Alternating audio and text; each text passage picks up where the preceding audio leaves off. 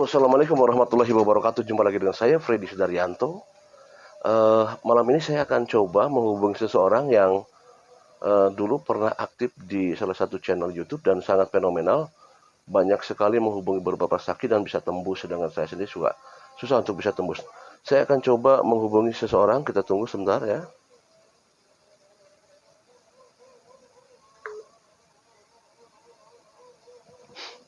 Halo, Halo, Assalamualaikum. Waalaikumsalam. Halo, apakah benar ini Siap. dengan X koin 1077? Iya, oh, koin seri. Oh iya, iya gimana? Dengan siapa saya nggak bicara? Saya Bu, perkenalkan, saya nama Freddy Sudaryanto nih Bu, YouTuber Bu yang membahas kasus Subang. Barangkali Ibu Ya, kenal saya Bu. siap Bang Freddy Sudaryanto. Kalau Oke, Bang Freddy masih ingat, 1 tahun lalu saya pernah telepon Bang Freddy. Itu Pak, saya juga ya, tiap hari nonton YouTube-nya Bang Freddy, Freddy Sudaryanto. oke. Jadi YouTube saya Itu suka ditonton juga nih ya. suka sering-sering Bang. Ada yang bisa dibantu Bang? Jadi gini Bu, sebenarnya saya ini kan sekarang lagi rame-ramenya kasus Subang Bu ya. Dan apa namanya, kemarin kita sempat ke Polda dan lain sebagainya. Nah, saya itu sebenarnya pengen ngobrol sama Ibu sehubungan apa namanya, Ibu itu apa sangat fenomenal lah di zaman masa di koin 1077. Tapi sebelumnya saya mohon izin nih Nggak Bu. fenomenal Abang. Bu mohon Iya, izin. gimana Bang? Mohon izin sebelumnya nih Bu. Saya boleh nggak percakapan ini saya rekam nih Bu? Oh, untuk keperluan kasus Subang ini, Bang. Iya betul Bu. Nggak apa-apa, boleh, boleh. Boleh Bu ya? Boleh, kita Kita, sharing aja. kita Boleh, boleh, sharing boleh. Kita ngebahas sharing. masalah Subang Bu ya. Siap, boleh, Siap, boleh, boleh. siap. Terima kasih sebelumnya nih Bu. Kita langsung aja ke pertanyaan nih Bu ya. Kita langsung aja biar nggak panjang Siap, nih Bu. siap. Sebentar, saya masih batuk-batuk dikit nih. Gini Bu. Oh iya, lagi musim, Bang. Betul. Siap. Jadi gini Bu, dulu pada masanya Ibu rajin Gimana, Bang? di koin 1077 ya, itu begitu Ibu banyak gampang dan bisa menghubungi beberapa YouTuber. Sedangkan saya sendiri itu susah untuk bisa menghubungi. Nah, kenapa sih kok Ibu bisa menghubungi begitu Bu? Gimana Bu? Bisa diceritakan Bu? Oh, itu. Iya, iya. Awal mulanya sih, Bang. Saya tuh tanggal 19, saya ingat betul, tanggal 19 Agustus 2021. Saya flashback dulu ya, Bang, ya. Ya, ya. Izin. Tanggal 19 Agustus tahun 2021 saya buka channel di TV. Itu lagi ada berita dengan judul penemuan 2 korban di dalam bagasi Alphard. Ya. Dari situ saya ngeliat sebentar dan itu nggak ngeh. Saya juga nggak ngeh, cuma saya matikan gitu kan karena kesibukan. Tapi saya kok kepikiran gitu, Bang. Itu kasus apa ya? Gitu kan ya, Bang ya. Ya, ya. Apa gitu. Udah ditangkap belum gitu pelakunya. Saya buka lagi lah malamnya gitu. Loh, belum ketemu juga. Besoknya belum ketemu juga. Kok lama gitu ya? Nah, saya itu kan lama tuh, Bang. Kayaknya saya baru bikin konten itu berapa bulan kemudian. Jadi jiwa-jiwa kemanusiaan Ya, ya. berontak gitu, Bang. Ya, sebenarnya saya tidak ada hubungannya dengan saksi-saksi ini atau keluarga korban, saya tidak ada hubungan. Ya. Tapi saya ini karena hati nurani saya aja gitu. Sebenarnya apa sih gitu? Kok ini informasinya kok simpang siur gitu? Saya cuma pengen informasi yang dari sumbernya langsung gitu. Jadi saya coba masuk ke Pak Kades dulu gitu, lalu ke Pak Yosep, Iya, iya. saya ke Bu Mimin, saya masuk ke, saya juga minta izin dulu dengan pengacaranya Pak Rohman. Saya menghubunginya itu dari lewat, sebenarnya sih lewat DM Instagram, Bang. Iya, Gitu. iya. Oh, Jadi saya bener-bener saya nyari tahu tuh, saya cari tahu sendiri sebenarnya, bukan dari oh, mana-mana. oh gitu. Gitu. Sebenarnya apa saya tuh pengen penasaran ibu tuh kediamannya di mana? Apakah di Subang atau di mana gitu? Kalau Oh berkenan gitu. disebutkan, kalau nggak berkenan ya nggak apa-apa.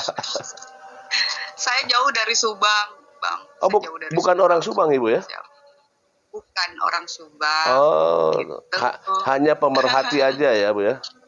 Pemerhati. Iya, Oke oke oke. pemerhati ya. Ibu mau saya tanya lagi nih bu, apakah ibu sampai sekarang kan ibu sempat menghilang nih bu ya? Sempat menghilang Ya. dan lama, apakah ibu masih tetap memantau kasus Subang bu? Em, Ka- 1 tahun itu Heeh. saya hilang, Bang, Nggak, karena saya izin maaf ya muak. Saya muak sama kasus ini karena waduh. maaf banyak terjadi apa ya drama-drama yang sebenarnya bisa diselesaikan tapi kok nggak selesai-selesai gitu, Bang. Iya iya iya. Dan ya itu dramanya di internal keluarga gitu. Sebenarnya bisa diselesaikan dengan cepat tapi kayaknya diulur gitu dan makin banyak masalah. Saya jadinya putus lah dengan saya memutuskan udahlah bodo amat gitu. Tapi Iya. sekarang akhir-akhir ini karena viral lagi dari Bu Hastri dan itu dari YouTube-nya Bang Freddy Sudaryanto juga. Jadi Oh, naik lagi kan viral lagi oh itu iya iya iya luar iya. biasa sih keren. Iya iya. Keren. Oh, ibu sampai sekarang masih terakhir mengikuti nggak yang perkembangan kemarin di Polda bu? Mengikuti Bang, siap izin saya juga masih berhubungan baik lah sama semua saksi yang pernah saya wawancarai gitu Bang, Oh, sama Pak Rohman juga gitu. oh masih Masih berhubungan masih berhubungan bu ya? Oh iya iya iya iya. berhubungan baik secara sesama manusia ya Bang ya, terjalin Heeh. kan nggak ada salahnya gitu. Iya Kadang iya. saya ngasih semangat, eh, kadang Pak Yosep juga nanya kabar gitu, saya juga jawab. Oh iya. Eh, iya gitu. Terus dengan Bu Mimin juga, dengan pengacaranya sih kalau sama Pak Rohman kemarin waktu di pemeriksaan sih saya ada komunikasi dengan beliau. Terus sama Arif juga komunikasinya baik. Saya kenal Arif gara-gara kasus ini juga, Bang. Oh Arif Terus anaknya Pak Mulyana bu? benar itu Arifnya Pak, Oh anaknya Pak Mul iya iya iya. yang polisi itu. Iya iya. Kadang sekedar cerita bagaimana di tempat dinas. Kadang ada sedikit debat juga loh saya sama Arif loh. Oh gitu. Sering loh Bang, Iya iya. sering. Saya sering debat sama Arif. Kadang juga nada saya sedikit naik. Kadang juga Arif kecewa sama saya gitu. Uh, untuk itu ya Iya iya. apa sih tentang sharing kasus ini gitu. Iya. Tapi saya nilai kalau Arif ya, Iya. Arif itu anak baik, cerdas, kritis. Mm-mm. Dia punya passion yang tinggi lah untuk seusianya Bang, Iya bener. iya. Ya mirip-mirip sama Pak Mul. Abang pernah ngomong sama Pak Mul nggak? Pernah waktu di Polda waktu itu. Gimana coba? Gitu kan? Agak agak agak Keras kan? agak galak bu, tapi sebenarnya sih enggak bu, itu hanya Oh gitu? memang pertama sih kelihatan wah kayak galak nih sepertinya, tapi Oh setelah gitu? setelah ngobrol sih enak juga bu gitu. Iya bener-bener. Tapi enggak sih sebenarnya Pak Mula sama Arif tuh begitu sih. Kalau dekat gitu ya dulu itu baik banget. Sopan santunnya itu Arif Bang sama orang tua itu luar biasa. Arif itu ke orang tua tuh luar biasa. Saya salut sekali. Dibanding terakhir itu saya ya itulah ada keributan bapak dan anak hingga jadi koin 1007 tuh hilang gitu Bang. Saya nggak mau mengganggu hubungan bapak dan anak. Ya itulah salah satunya. Kalau saya lihat perbedaannya ya, kalau si Arif itu dia sangat sopan dan jadi apa ya anak yang manis lah. Iya iya. Bu, keluarga dia juga sudah berkeluarga gitu si Arif ini. Potret keluarganya juga kayak keluarga yang bahagia, manis gitu. Gitu sih Bang yang tahu. Ibu saya mau nanya nih masalah Pak Arif itu ya, Pak Arif yang ini saya mau bahas masalah ini Bu, ada sesuatu yang waktu sempat ramai Ibu ya. Kalau salah menurut pengakuan dari Kang Yoris membawa mobil Yaris, ya itu kan sempat saya tanyakan, cuman ibu kira-kira ini nggak ada cerita sebenarnya gimana sih itu Bu? Ada ke Mas Arif atau Pak Arif cerita ke Ibu masalah mobil Yaris yang dibawa itu Bu? Saya pernah sih sharing cerita, harusnya juga kalau saya pernah dengar dari Arif itu ceritanya tuh berbanding terbalik sih Bang. Terbalik 180 derajat gitu dari cerita Yoris gitu Iya. Bang. Tapi juga kan Arif juga berdinas di kepolisian, nggak sembarangan dia klarifikasi. Ngapain klarifikasi di media kan? Iya, Dia iya, iya. klarifikasi aja sama itunya kan, ke Polri, ke atasannya gitu. Terus sebenarnya ceritanya gini Bang, itu kan saya kan pengakuan si Arif itu kan mobil itu dibawa sendiri, disetir sendiri oleh Yoris Bu gitu kan. Nggak ada saya nyetir. Oh, Yoris yang bawa betul ya?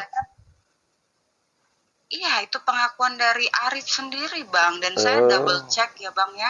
Iya, iya. Saya double check itu ke Bang Gede. Bang Gede itu salah satu orang yang datang juga di TKP ya, waktu selesai olah TKP itu sore. Iya. Ada Bang Gede, saya sempat itu minta penjelasan, benar nggak sih? Gitu kan, yang dikatain Yoris itu. Dan Bang Gede waktu itu tuh ketawa. Dia ketawa terbahak-bahak. Saya dengar Yoris ngomong begitu, saya aneh ya. Orang Bu, katanya, saya lihat dengan mata kepala saya sendiri bahwa yang nyetir bawa mobil Yaris itu adalah Yoris. Dan itu dibawa ke rumah Wak Lilis. Itu Bang. Terus, jadi ada yang melihat Bu ya? Di podcastnya, iya, jadi yang melihat itu Bang Gede. Dan terakhir saya lihat di podcastnya Pak Kades itu, Pak Kades juga mengiyakan kan bahwa mobil Yaris itu ada di rumah Walilis. Jadi iya. Gimana? Jadi udah kuat ya kalau gitu ya? Iya dong ya, harusnya. Terus apa masalahnya gitu? Ya itu kan dulu sempat diinformasikannya itu dari pengakuannya Yoris dan Yanti ya. Iya, tapi dan saya juga pernah ada lihat di media nih Bang. Istrinya Yoris itu Mbak Yanti lah ya, Teh Yanti, maaf, Teh Yanti itu pernah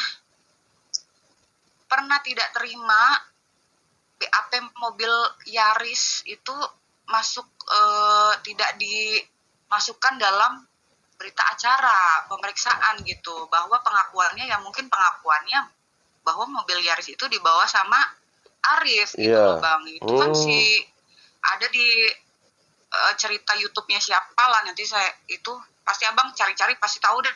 Iya memang pernah kan ya. Iya. Pernah kan Bang, ya. benar kan? Tidak di BAP katanya kalau nggak salah. Bener, kenapa nggak dimasukin BAP? Sebenarnya kan mudah ya Bang, sebenarnya menurut saya ya. Kalau penyidik yang benar, masukin aja gitu kan, mungkin pengakuannya si Yanti, kalau benar ya, Yanti menyertakan bukti, ini loh buktinya bahwa mobil itu dibawa sama Arif, pasti masuk BAP. Betul. Tapi nyatanya tidak masuk BAP, ada apa coba? Apakah tidak bisa menyatakan bukti atau apa? Kan saya juga bingung kenapa sampai sekarang juga masih diungkit-ungkit terus. Sebenarnya apa? Betul.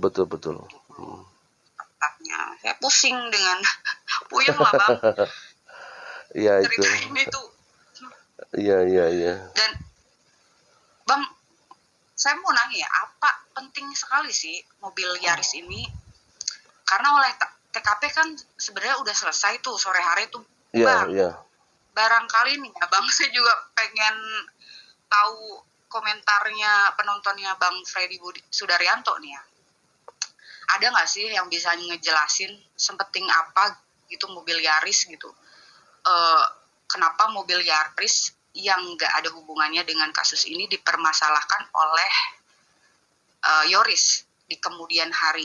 Padahal kan dia sendiri yang nyetir gitu Bang. Ya nanti kita tunggu aja deh komentar dari netizen, barangkali ada yang tahu ya. Iya. Coba ya. Ya, coba Bu, saya pengen juga ini kan, ada lagi nih pertanyaan nih Bu ya. Kalau mengenai ini Bu, apa ya, dengan Pak Rohman, Ibu dengan Pak Rohman terakhir sempat berkomunikasi kapan Bu tuh? Terakhir komunikasi waktu BAP kemarin ya Bang, waktu hari Jumat itu terakhir saya komunikasi sama beliau. Oh, pada saat di BAP? Iya Bang, jadi itu waktu di BAP saya sempat ada pertanyaan-pertanyaan lah, dan dijawab sih sama beliau gitu. Dia tuh apa ya Bang, kalau Bang itu Pak Rohman tuh dia tuh punya integritas yang tinggi sih, saya lihat, saya nilai gitu. Kelihatannya santai gitu ya, tapi hati-hati loh. Hati-hati loh, cerdas dia tuh. Oh gitu ya. Dan tanggung jawabnya tinggi. Dengan cerita terakhir Pak Yosep yang dia bilang awal tidak didampingi pengacara, tapi betul gimana tuh bisa awalnya tidak didampingi, tapi tiba-tiba malam-malam atau pagi subuh tuh malah sampai pagi ada di sana, itu gimana tuh bisa? Enggak dong, itu Pak Rohman itu siang itu juga setelah tahu mungkin ada miskomunikasi ya Bang ya antara Pak Rohman dan Pak Yosep, nggak tahu lah namanya, nggak tahu lah ceritanya gimana. Tapi siang itu juga Pak Rohman langsung datang bertanggung jawab itu pada kliennya lah Pak Yosep, bagus lah. Dan akhirnya didampingi sama Pak Rohman sampai malah nggak tidur kan ya Bang ya? Ya karena saya sempat wawancara tuh. Ya. Iya, benar, saya lihat. Terus juga saya ada nanya gitu kan, ada gebrakan meja di dalam ruangan itu gitu. Pak Yosep membenarkan kok Bang. Oh gitu? Pak Yosep membenarkan bahwa iya ada gebrakan, suara gebrakan meja. Saya tanya siapa yang gebrak meja Pak? Saya yang gebrak, Pak Yosep. Waduh. Saya gebrak katanya. Itu di depan penyidik. Di depan penyidik langsung Bu itu? Iya, nah gitu ceritanya, di depan penyidik digebrak itu meja, terus Pak Yosep sempat melototin penyidiknya gitu Bang. Saya tanya penyidiknya siapa gitu kan ya. Iya. Katanya itu atasannya. Waduh. Iya sih, yang untuk Pak Yosep katanya itu langsung atasannya sendiri. Nggak tahu Pak Yosep kenapa bisa melakukan gebrakan meja, kenapa Pak Yosep sampai bisa melototin penyidik, itu saya nggak tahu lah sebab akibatnya ya Bang ya. Jadi saya nggak bisa ngomong lah. Mungkin Pak Yosep sendiri yang bisa itu ngasih alasannya kenapa gitu. Iya. Wih, ngeri banget. Iya.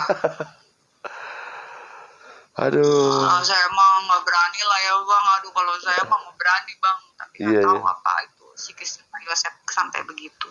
Kita nggak tahu. Wih, luar biasa. Ini ada lagi nih Bu. Aduh, mohon maaf nih. Jadi gini Bu, langsung aja nih Bu ya. Kalau misalkan ini kan apa namanya? Ini pertanyaan supaya tidak mengganggu nih Bu ya. Kira-kira ini di kasus Subang ini Bu ya, kendala apa menurut Ibu yang membuat kasus ini tidak susah ditemukan tersangkanya gitu ya Bu ya. Kira-kira menurut Ibu nih yang kira-kira nih ya selama ini memantau juga gitu, kira-kira gimana nih Bu? Kalau penilaian saya sih ya Bang, satu, kenapa belum terungkap? Satu, jorok TKP-nya. Jorok tuh tanda kutip ya kayaknya udah dibahas sama para itu ya Bang ya. Master lah. Betul. Ya itu saya juga bingung kenapa jorok. Kan pagi itu juga Pak Yosep langsung datang ke Polsek, terus polisi juga pada datang gitu. Iya. Maksudnya terkontaminasi gitu, Bu? Itu SOP-nya bagaimana? Itu saya pertanyaan, saya mohon maaf ya sama Polsek Jalan Cagak itu, saya mohon maaf nih, saya tanya juga SOP-nya gimana gitu sampai TKP itu jorok. Apa, saya pertanyaan orang awam, apa ada yang menjorokkan gitu? Apa ada sesuatu yang sengaja diitukan atau tidak gitu? Kenapa kok SOP-nya ke TKP jorok? Bu Hasri sampai bilang TKP-nya jorok gitu kan. Kok bisa gitu? Mungkin polisi baru cengar juga, mungkin tahu gitu SOP kalau ada kasus pembunuhan itu harus bagaimana gitu kan. Tapi nggak tahu ya, saya nggak ngerti juga ada apa di situ. Terus bingung juga, saya lihat ada wawancaranya kakak iparnya Yanti juga malam-malam kejadian itu juga ada wawancara di dalam rumah, padahal rumah itu sudah dipolisikan. Alasannya ada takut barang hilang. Padahal orang sipil ya itu, Bu ya? Ya kan itu orang sipil kan, bukan aparat kan? Iya, gitu kan ya, orang sipil. Tapi Bang, adakah yang lebih kehilangan dari kehilangan seorang ibu di dunia ini? Ada nggak? Menurut saya, kehilangan yang paling tinggi di dunia ini ya Bang, adalah kehilangan seorang ibu. Betul. Itu. Betul, iya. Rasanya kalau saya pernah kehilangan ibu saya sudah nggak ada ya Bang ya. Iya. Saya nggak mikirin harta apa yang saya punya. Mungkin kalau saya bisa milih Bang, tolong balikin ibu saya itu. Iya. Itu meninggal karena sakit sedihnya luar biasa. Apalagi kematian yang tidak wajar. Harta, benda yang kita punya itu rasanya nggak ada artinya Bang. Betul. Saya masih ngerasain sedih kalau inget ibu saya. Saya nggak mikirin harta. Betul. Saya bingung sama gitu, salah satu gitu ya keluarga yang bilang dijaga TKP karena takut kehilangan sesuatu. Saya nggak tahu ya, mungkin individu orang berbeda, psikis orang berbeda. Tapi saya juga mau nanya deh sama netizen gitu ya, sama abang barangkali. Kepikiran nggak kalau ada orang yang kita sayang, kita masih inget, aduh duit saya, wah udah nggak kepikiran saya Bu.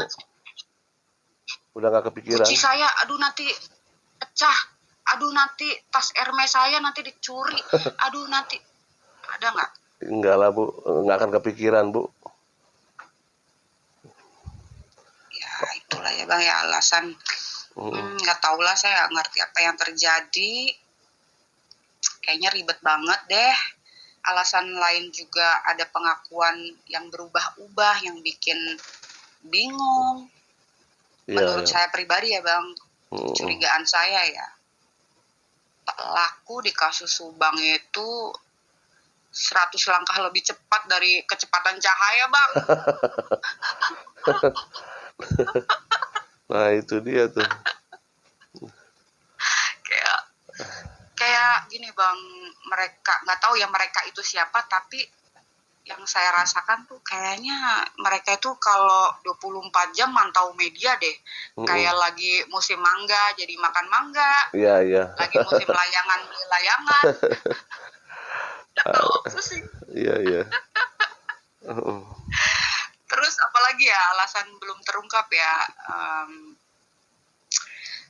karena ya banyak sih, udah abang juga pasti udah tahu lah ya, abang kan dari awal bahkan mengawal kasus ini. Iya. Itu kan keadanya saksi yang melihat ya Bang ya. Iya. Iya.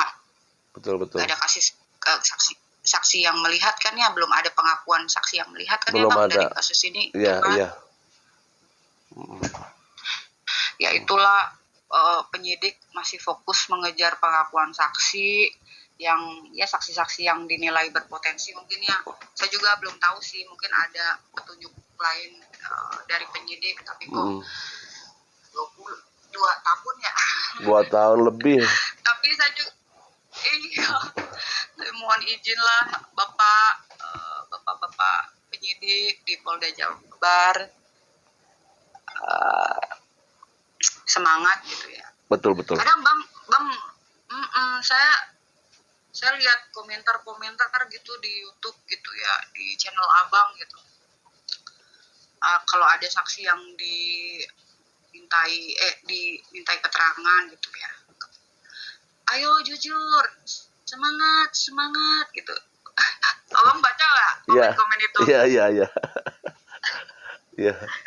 Itu kayak apa ya bang, saya sempat ketawa aja, lihat baca komen itu, dan saya juga menertawakan diri saya bang. Karena ada kata bijak yang pernah saya baca bang. Menasehati orang jahat untuk tidak berbuat jahat adalah konyol. Iya. Ngerti nggak? Iya. Ngerti ya? Dia udah jahat. Iya. Udah jadi jahat, emang hatinya jahat, emang perlakuannya jahat, emang semuanya jahat. Tapi kita tetap gitu nyuruh, kamu jangan jahat dong. Itu kan jadi apa ya? Harapan ya. Jadi naif ya kelihatannya gitu. Tapi nggak apa-apa sih, kadang nggak apa-apa sih bang, saya begitu ya, itulah bedanya saya dan dia si penjahat itu gitu. Iya. Itu bedanya di situ. Kita yang normal sama penjahat ya itu nggak apa-apa, kita ditertawakan sama penjahat gitu kan, kadang mungkin kita diketawain 2 tahun belum terungkap juga, nggak apa-apa. Itulah bedanya kita sama kalian penjahat gitu kan. Iya. Ya nggak bang. Jadi Bang Freddy sama YouTuber lain semangat. Amin, mudah-mudahan. Ya, kita harus tetap semangat Bu, karena udah tanggung ya. Iya. Kalau saya sih kemarin yang di Polda Jabar itu lebih cenderung kepada babak awal Bu. Kalau saya sih itu sebagai babak awal. Ya, apalagi kalau saya lihat kan di sana itu didampingi oleh langsung pimpinannya Bu ya. Saya nggak tahu itu apakah dirnya atau wadirnya, tapi mobilnya ada terus di depan, memantau terus. Jadi seolah-olah memang ini sepertinya apa yang disampaikan oleh kuasa hukum, bahwa pertanyaan-pertanyaan yang di BAP dari awal sampai akhir itu dikumpulkan dalam satu malam, satu hari gitu ya. Jadi ini ada kemungkinan inilah babak awal gitu Bu, seperti itu kalau saya lihat sih. Oke deh Bu, kayaknya udah terlalu panjang nih. Kasihan nanti Ibu ganggu nih. Sekali lagi saya mohon maaf, udah Ibu terima kasih banyak waktunya sudah mengganggu. Waktunya Ibu mau bicara sama saya, dan ini buat saya suatu kehormatan karena Ibu adalah seorang yang fenomenal di koin 1077. Mudah-mudahan Ibu mau masuk lagi tuh. Bang Heri itu yang hebat. Anjas. Iya. Baik Bu, terima kasih banyak loh Bu waktunya Bu ya. Ya, Bang Freddy, sama-sama. Semangat selalu ya, Bang. Ya, terima kasih. Ya, Assalamualaikum. Waalaikumsalam. Ya, demikianlah pembicaraan saya dengan ex koin 1077 yang sempat fenomenal, sempat fenomenal dan banyak sekali masuk ke dalam berbicara komunikasi dengan para saksi-saksi. Dulu saya sempat menghubungi Diki, susah sekali, tapi dengan koin 1077 kok bisa, luar biasa. Kita tunggu lagi informasi-informasi selanjutnya. Assalamualaikum warahmatullahi wabarakatuh.